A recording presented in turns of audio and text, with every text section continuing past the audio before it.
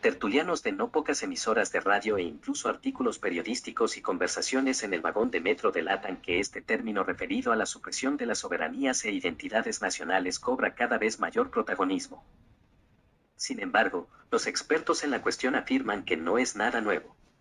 De hecho, según el doctor en historia Tomás López Pizcueta, el brazo armado del globalismo, la Agenda 2030, no es sino un resumen y compendio de las decisiones de las grandes conferencias internacionales de la ONU sobre población, desde la década de los años 50 del siglo pasado. Como doctor en historia y antiguo encargado de la digitalización de medios de comunicación como La Vanguardia, Pizcueta ofrece una diferenciación digna de atención. Especialmente para los católicos interesados al respecto, pues no son muchos los que se atreven a afirmar como el que el conflicto ideológico a día de hoy va más allá del globalismo versus patriotismo. En su opinión, esta es una parte importante del debate, pero no la nuclear. Estamos ante un combate que debe plantearse como algo espiritual, afirma enérgico. Y como tal, sus orígenes se remontan al comienzo de la humanidad. Sin embargo, observa cómo esta Agenda 2030 y sus 17 objetivos, reconocibles por el logo multicolor que la práctica totalidad de políticos lucen en su solapa, se difunden entre no pocos católicos que considera víctimas del buenismo. Estos, dice, olvidan que la agenda es lo que es y no lo que nos gustaría que fuera. Pero, ¿qué es la Agenda 2030? Para muchos es algo desconocido, para otros una serie de metas loables y filantrópicas. Algunos creen que no es, ni mucho ni tampoco, y los más versados los contemplan como una serie de objetivos destinados a cumplirse en los próximos años, propuestos o impuestos por los grandes poderes globales. Para Pizcueta no es más que una forma más de erosionar la civilización cristiana y, por tanto, algo que un católico coherente no puede suscribir. ¿El motivo? Fue la tesis de su última conferencia al respecto. Te ofrecemos 12 razones que ofreció el mismo Pizcueta. Primero, un fundamento ético, de dudosa ética, la Carta de la Tierra. El primer argumento es el fundamento ético de la Agenda 2030 para Pizcueta residente en la Carta de la Tierra. Un documento firmado en 1997 y prologado por Mikhail Gorbachov, jefe de Estado de la URSS entre 1988 y 1991, que expresa la intención de ayudar a la humanidad a cambiar la visión antropológica del hombre. Se necesita hacer la transición del hombre como rey de la naturaleza a la convicción de que forma parte de ella. Necesitamos un nuevo paradigma que reemplace los vagos conceptos antropológicos, y el mecanismo que usaremos será el reemplazo de los 10 mandamientos por los principios contenidos en esta carta, añade el documento. Segundo, la tierra, ¿es merecedora de adoración? El doctor en historia destaca que si bien desde la cosmovisión cristiana siempre se ha apoyado el cuidado de la tierra y la creación, este no ha sido por la naturaleza en sí, sino por ser un regalo de Dios. La tierra es un don de Dios y debemos cuidarla, es un bien moral. Sin embargo, la agenda, lejos de contener ningún referente espiritual, trata de ser una especie de cielo en la tierra, pero sin Dios. Tercero, suprime las soberanías, identidades y tradiciones nacionales. También las cristianas. De hecho, especialmente las cristianas, según Pizcueta. Y es que en su opinión, los promotores de la Agenda 2030 quieren, con ella, derrumbar, debilitar y suprimir las soberanías nacionales legítimas.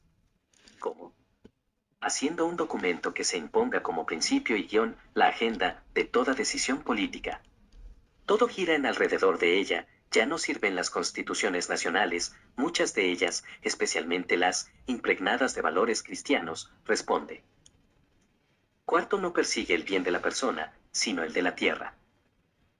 Una idea fuerza a lo largo de toda la ponencia fue la raíz malthusiana de la Agenda 2030, consistente en la teoría que justifica el control de la población para que haya recursos para todos, explica Pizcueta, a través del aborto, que no deja de ser un genocidio, de la ideología de género, con la que no se puede concebir, o fomentando la eutanasia y eugenesia, pues es mejor que esas personas no vengan, según sus partidarios.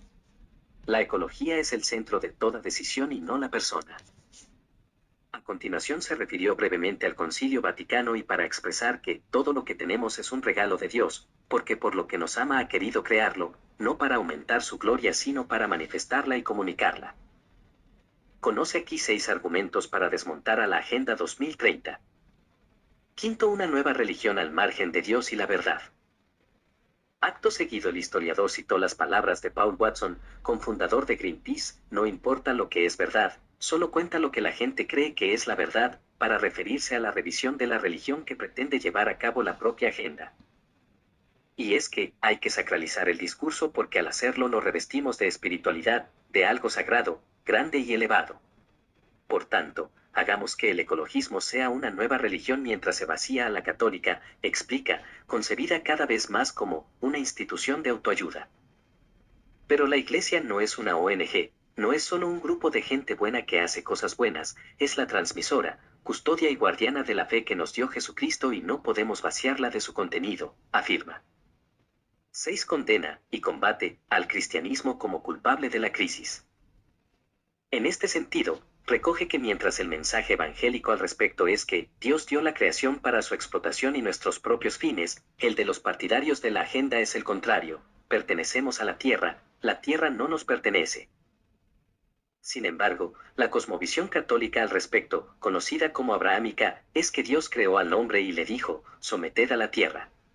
Una visión que debe ser combatida que tienen los cristianos, y particularmente los católicos, según la cual es voluntad de Dios que el hombre explote la tierra para sus propios fines, explica.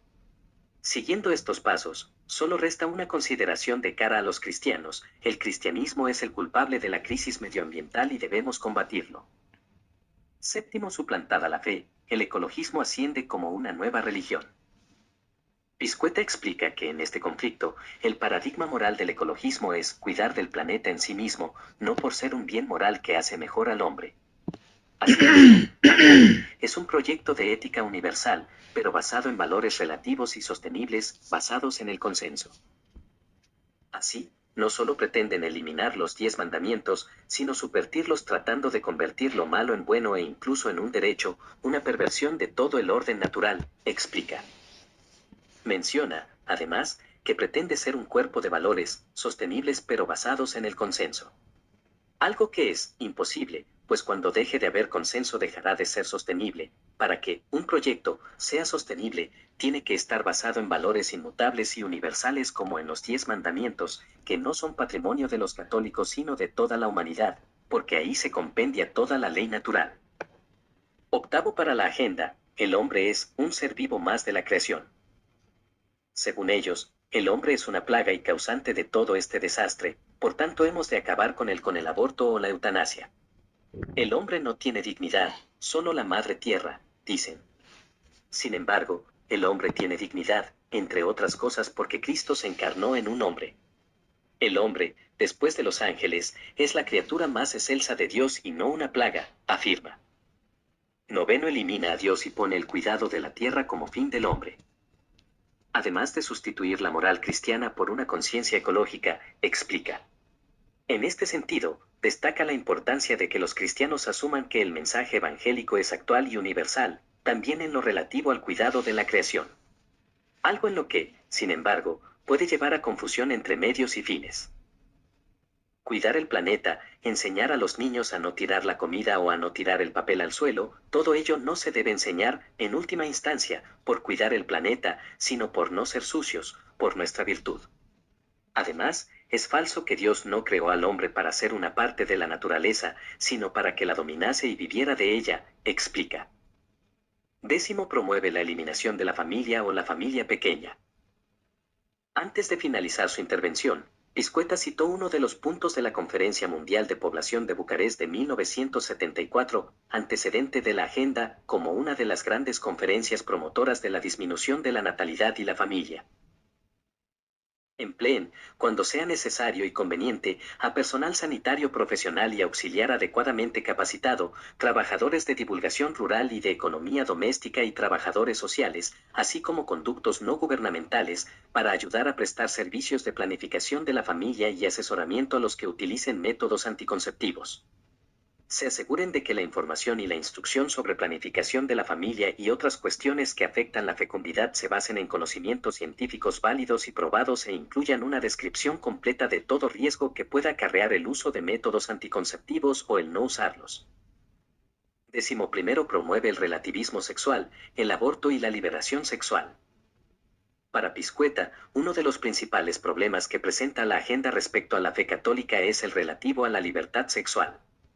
La libertad de la agenda, definida vagamente como la paz universal dentro de un concepto más amplio de libertad, conlleva la ampliación de los llamados derechos sexuales y reproductivos, aborto, uniones homosexuales o igualdad de géneros, siguiendo la máxima de la Escuela de Frankfurt de que la paz llega cuando la persona se libera sexualmente.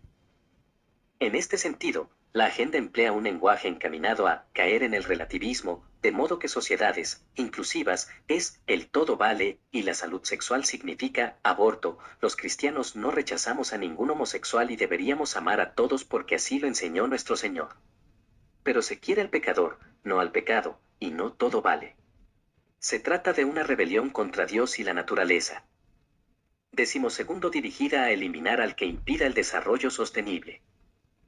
Cita en último lugar la interpretación del tercero ODS del documento Transformar nuestro mundo, que manifiesta su compromiso en garantizar el acceso universal a los servicios de salud sexual y reproductiva, incluidos los de planificación familiar, información y educación. Asimismo, valora las enfermedades no transmisibles, incluidos los trastornos conductuales, evolutivos y neurológicos, como el síndrome de Down, como un grave impedimento para el desarrollo sostenible, susceptible de esos servicios de planificación familiar.